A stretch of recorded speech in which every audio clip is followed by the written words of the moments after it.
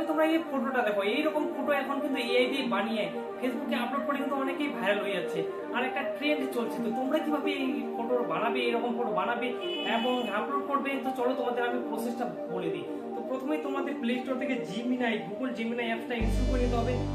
Google Gemini অ্যাপসটা open করার পরে তোমাদের এখানে চলে যাবে প্লাস অপশনে। প্লাস অপশনে যাওয়ার পরে তোমাদের যে ফটোর সাথে তোমরা বানাতে চাও, সেলফি ফটো বানাতে চাও সেলিব্রিটি বা ক্রিকেটার্সের সাথে, তো এখানে প্লাস অপশনে গিয়ে সেই ফটোটা আপলোড করে দাও।